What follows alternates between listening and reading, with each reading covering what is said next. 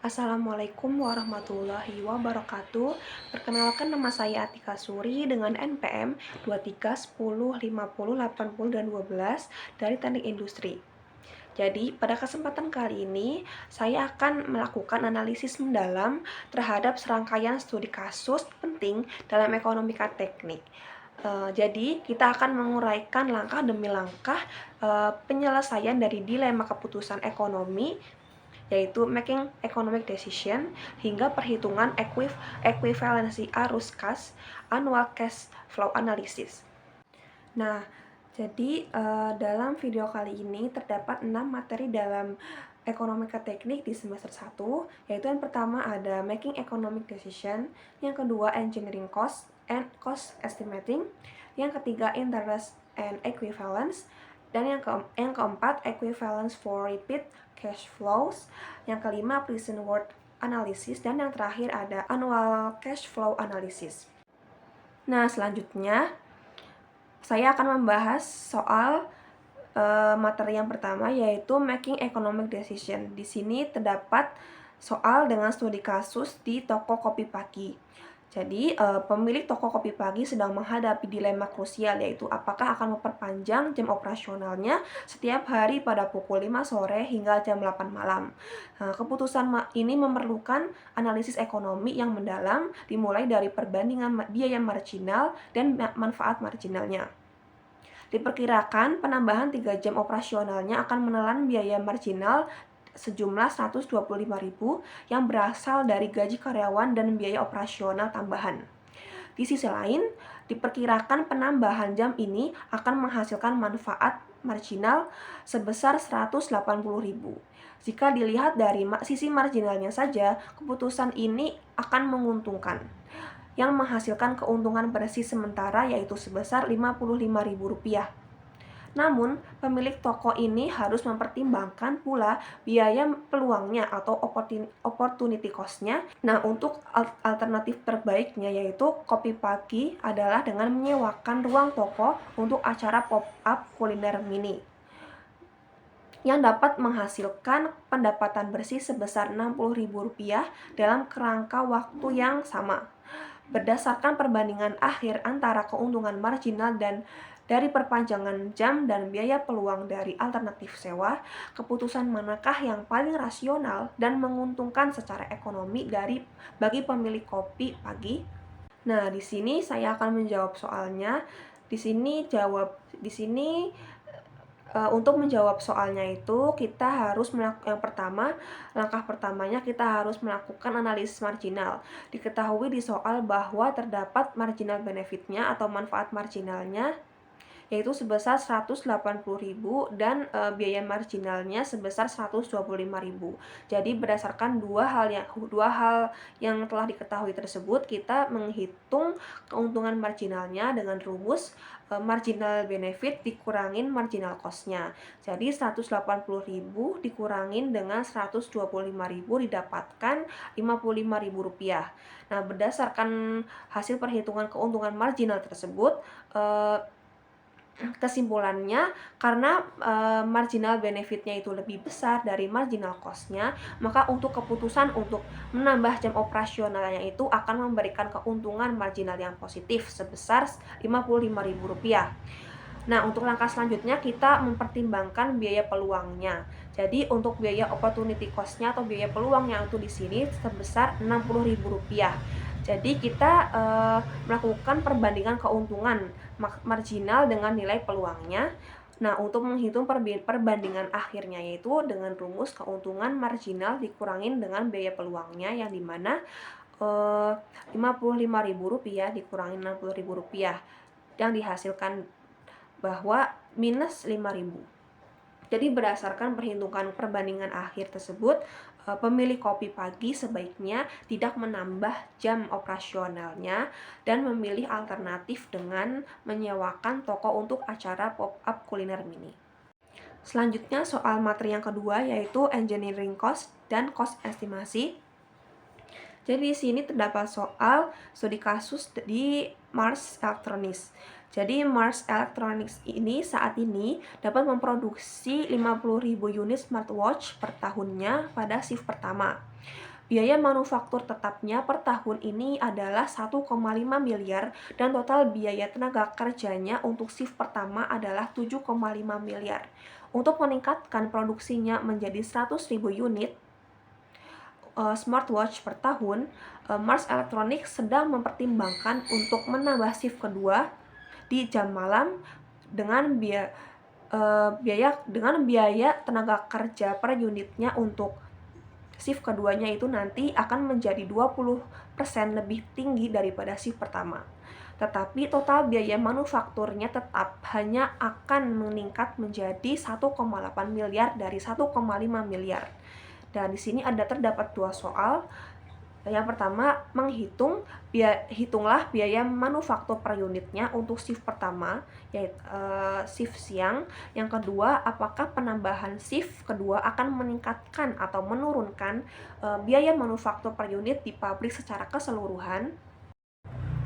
Jadi untuk menjawab soal nomor 2 ini, kita membuat tabel yang masing-masing terdapat 3 kolom, yaitu untuk komponen, perhitungan, dan biaya. Jadi dalam tabel ini terdapat 5 komponen, yaitu total produksi, total biaya tenaga kerja, biaya tenaga kerja per unit, biaya tetap per unit, dan biaya manufaktur. Jadi untuk masing-masing perhitungannya ini yang sudah diketahui di soalnya, yaitu total produksi sekitar 50.000 per unit dan total biaya tenaga kerjanya yaitu 7,5 miliar untuk shift malamnya. Nah, jadi untuk perhitungan biaya tenaga kerja per unitnya didapatkan Rp150.000 dan untuk biaya tetap per unitnya itu didapatkan 30.000 per unit, dan untuk biaya manufaktur per unit untuk shift pertama yaitu didapatkan 180.000 per unit. Jadi kita menghitung soal yang pertama yaitu mencari biaya tenaga kerja untuk shift keduanya. Jadi untuk biaya tenaga kerja per unit untuk shift keduanya itu kan untuk 20% lebih tinggi daripada shift pertama. Jadi untuk menghitungnya itu, untuk mencari biaya tenaga kerja per unit shift keduanya itu 150.000 dikali 1 ditambah 0,20 didapatkan dari 20%, sama dengan 150.000 dikali 1,2 dihasilkan 180.000. Jadi karena shift kedua juga memproduksi 50.000 unit, didapatkan dari total produksi 100.000 unit sampai yaitu shift pertama 50.000 unit.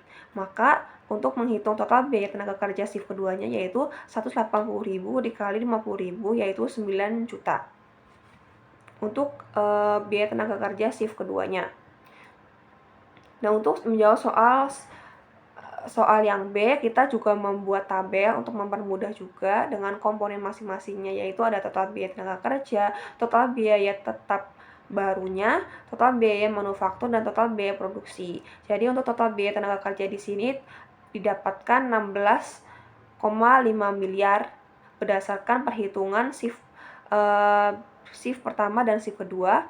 Selanjutnya total biaya tetap didapatkan 1,8 miliar didapatkan dari soal, dan selanjutnya untuk total biaya manufaktur didapatkan berdasarkan total biaya tenaga kerja dibagi dengan total biaya produksi didapatkan 18,3 miliar, dan yang terakhir total produksi didapatkan berdasarkan total tenaga kerja ditambah total biaya tetap yang didapatkan yaitu 100.000 unit.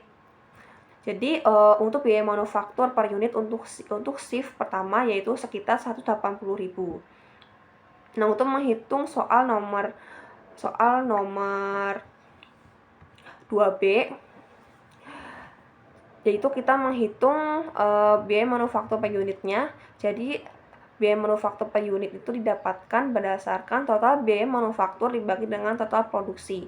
Jadi 18,3 miliar dibagi 100.000 didapatkan Rp183.000 untuk biaya manufaktur per unitnya.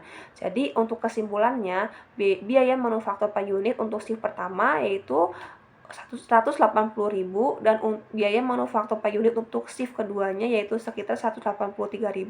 Jadi biaya manufaktur per unit meningkat dari 180.000 menjadi 183.000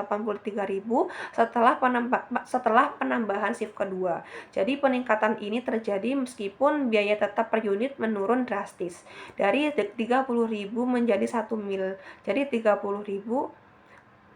menjadi sekitar 18.000. Namun kenaikan biaya tenaga kerja per unit untuk shift kedua lebih dominan. Nah, untuk penambahan shift kedua akan meningkatkan biaya manufaktur per unit secara keseluruhan di pabrik. Selanjutnya soal yang ketiga yaitu mengenai materi, interest, dan equivalence. Jadi di sini terdapat studi kasus di sebuah koperasi simpan pinjam lokal yang dimana menawarkan bunga 4% per tahun untuk deposito tabungan. Di kota terdekat, koperasi lain membayar bunga 1% per 3 bulan, yaitu jadi triwulan. Seorang wanita yang memiliki 5 juta untuk dimasukkan ke dalam akun tabungan bertanya-tanya apakah bunga yang lebih tinggi di kota terdekat membenarkan perjalanan ke sana untuk melakukan deposito dengan asumsi dia akan meninggalkan semua uang di akun selama 3 tahun. Jadi berapa tambahan bunga yang akan dia peroleh dari koperasi luar kota dibandingkan koperasi lokal? Jadi untuk menjawab soal nomor 3 sudah diketahui di soal untuk modal awalnya yaitu P sekitar 5 juta dan waktunya yaitu T 3 tahun. Jadi yang pertama kita menghitung koperasi lokal. Jadi dalam soal sudah diketahui suku bunga tahunannya yaitu R lokal adalah 4% atau 0,04. Selanjutnya periode penggabungannya atau N lokalnya adalah 1 dengan asumsi bunga tahunannya digabungkan setahun satu kali. Jadi dihitung A sama dengan 5 juta, 1 ditambah 0,04 dibagi 1, pangkat 1 dikali 3. Jadi didapatkan yaitu 5.000. Jadi di sini didapatkan 5.624.320. Nah, selanjutnya menghitung koperasi luar kota. Jadi dalam soal itu sudah diketahui suku bunga per triwulannya 1%, suku bunga nominan tahunannya yaitu R luarnya 1% dikali 4. Ini dikali 4 karena periode penggabungannya itu ada 4, yaitu triwulannya sekitar setiap 3 bulan. Jadi dikali 4 yaitu 4%. Selanjutnya periode penggabungannya N luarnya yaitu 4. Nah jadi kita hitung 5.000 dikali 1 ditambah 0,04 dibagi 4 karena setiap 3 bulan pangkat 4 kali 3. Jadi didapatkan di sini untuk koperasi luar kotanya sekitar 5.634.125,15. Jadi bunga yang diperoleh itu rumusnya dengan A luar dikurangin P, dikurangin modal awalnya. Di sini untuk A luarnya itu koperasi luar kota sekitar 5.634.125 dikurangin modal awalnya yaitu 5 juta, hasilnya 634.124,15 rupiah. Nah, untuk soal yang ketiga, jadi yaitu mencari tambahan bunga yang diperolehnya. Jadi untuk rumus mencari tambahan bunganya yaitu I luar dikurangin I lokal. Jadi di sini 634.125,15 dikurangin 624.320 didapatkan 9.805,15. Jadi kesimpulan berdasarkan perhitungannya yaitu wanita tersebut akan memperoleh tambahan bunga sebesar 9.805 dari koperasi luar kota dibandingkan koperasi lokal setelah 3 tahun. Selanjutnya soal yang keempat mengenai materi equivalence for repeat cash flows. Di sini terdapat soal seorang manajer proyek jalan tol memperkirakan bahwa ia akan membutuhkan 42 juta dolar dalam 5 tahun untuk memperluas jalur di jalan tol yang padat. Lalu lintas di jalan tol tersebut diperkirakan mencapai 15 juta kendaraan per tahun. Jadi, berapa tarif per kendaraan yang harus ditetapkan untuk menutupi biaya proyek perluasan jalur tersebut? Suku bunganya adalah 8%. Dan jadi soal tersebut pertanyaannya, sederhanakan analisis dengan mengasumsi bahwa penerimaan tol diterima pada akhir setiap tahun secara sekaligus. Jadi untuk menjawab soal tersebut kita harus mengidentifikasi yang diketahuinya. Jadi di soal itu sudah diketahui untuk F-nya, future-nya sekitar biaya masa depannya yaitu sekitar 42 juta dolar. Untuk I-nya rate-nya itu 800 atau 0,08 dan N-nya itu 5 tahun. Jadi langkah pertamanya itu kita menentukan pembayaran tahunan yang dibutuhkan. Nah, untuk rumusnya digunakan yaitu adalah A sama dengan F dikali I dibagi 1 ditambah I pangkat N dikurangin 1. Jadi di sini untuk F-nya 42 juta dikali 0,08 dibagi 1 ditambah 0,08 dibagi 5 dikurangi 1 didapatkan pembayaran tahunan yang dibutuhkannya yaitu sekitar 7.159.152 per tahun. Nah, untuk langkah kedua yaitu menentukan tarif per kendaraan. Jadi diketahui dalam soal penerimaan tol tahunan yang dibutuhkannya itu sekitar 7.159.152 berdasarkan perhitungan sebelumnya yaitu pembayaran tahunannya.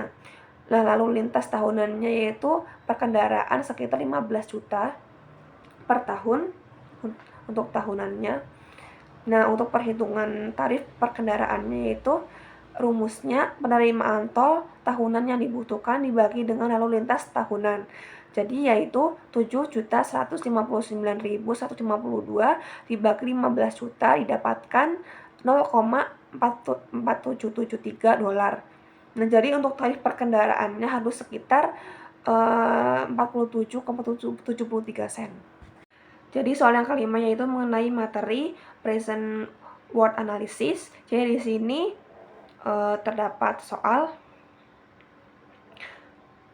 dalam analisis nilai sekarang yaitu NPV net present worth untuk suatu proyek, satu alternatif memiliki nilai sekarang bersih sebesar positif 850 berdasarkan analisis 5 tahun yang setara dengan umur manfaat alternatif tersebut. Suku bunga 8% digunakan dalam perhitungan.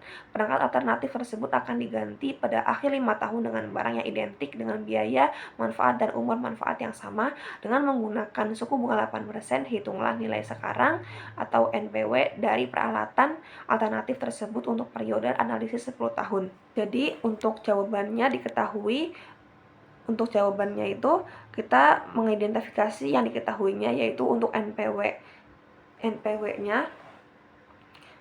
awalnya sekitar 850 dolar dan untuk N1-nya yaitu 5 tahun, I-nya rate-nya 8% dan untuk N totalnya 10%. Jadi kita hitung NPW totalnya 850 ditambah 850 dibagi 1 ditambah 0,08 pangkat 5. Jadi didapatkan NPW totalnya sekitar 1.428,49 dolar.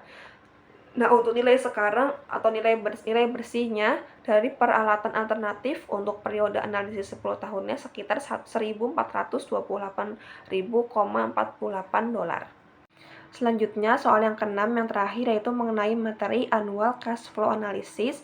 Jadi di sini terdapat soal yaitu seorang teknisi senior di sebuah perusahaan manufaktur sedang meninjau data biaya perawatan untuk sebuah generator besar. Berikut adalah catatan biaya perawatannya selama 5 tahun terakhir. Di sini terdapat tabel untuk catatan biaya perawatannya. Nah, untuk soal selanjutnya, setelah melakukan penyesuaian operasional, teknisi tersebut memperkirakan biaya perawatan tahun ini akan menjadi 700 dolar dan akan meningkat sebesar 75 dolar setiap tahunnya selama 4 tahun berikutnya. Jika perkiraan ini benar, berapakah biaya perawatan tahunan seragam equivalent untuk periode 10 tahun? Asumsikan tingkat bunga interest rate-nya sebesar 10%. Nah, untuk menghitung soal tadi itu, langkah pertama yaitu dengan menghitung nilai sekarang dari biaya perawatan historisnya yaitu untuk 5 tahun pertama. Yang pertama, biaya 5 tahun lalu yaitu sekitar untuk $450 akan berada di akhir tahun kelima, yang nilai sekarangnya itu sekitar $724,73. Selanjutnya untuk biaya 4 tahun lalu ya $500 akan berada di akhir tahun keempat, dan nilai sekarangnya yaitu $732. Biaya 3 tahun lalunya yaitu sekitar $732, biaya 2 tahun lalunya sekitar $726, dan biaya tahun lalunya sekitar $715. Nah, jadi untuk total nilai sekarangnya dari biaya historisnya berdasarkan yaitu yang disebut dengan P history. Nah, untuk totalnya itu dijumlahkan keseluruhannya dari total dari biaya tahun lalu hingga biaya tahun lalu. Jadi $724,73 ditambah $732,05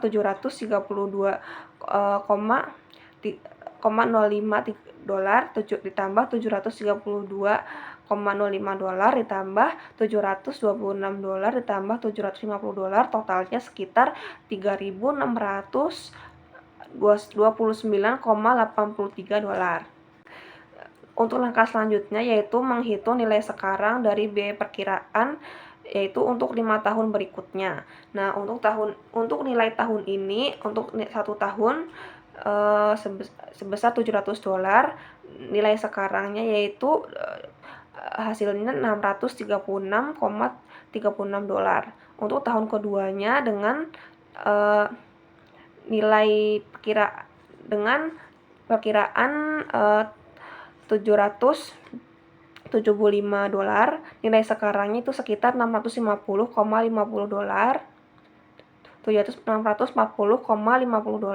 Untuk tahun ketiganya yaitu $638,62, tahun keempat sekitar $631,79, dan yang untuk tahun kelimanya sekitar $620,91. Jadi untuk total nilai sekarang dari biaya perkiraannya dalam 5 tahun ke depan yaitu perkiraannya dijumlahkan dari 5 tahun perhitungan tadi yaitu $636,36 ditambah $640,50 ditambah $638,62 ditambah $631,79 dan ditambah $620,91, totalnya jumlahnya yaitu $3.168,18. Dan yang terakhir kita menghitung total nilai sekarang dari biaya selama 10 tahunnya yaitu dengan perhitungan P total dengan rumus P history ditambah P perkiraan, yang dimana P historinya yaitu $3.629,83 ditambah $3.168,18, hasilnya $6.798,01. Nah, yang terakhir kita menghitung biaya tahunan seragam equivalent nilai A-nya dengan rumus yang digunakan yaitu A dikali P, yaitu rumusnya A sama dengan P dikali I ditambah dikali 1 ditambah I pangkat N dibagi 1 ditambah I pangkat N dikurangin 1. Itu didapatkan nilai A-nya $1.106,376. Jadi biaya perawatan tahunannya yang seragam equivalent untuk 10 tahunnya yaitu sekitar $1.106. Sekian penjelasan dari 6 soal dari 6 materi dalam ekonomika teknik ini. Apabila terdapat kesalahan mohon dimaafkan. Terima kasih. Wassalamualaikum warahmatullahi wabarakatuh.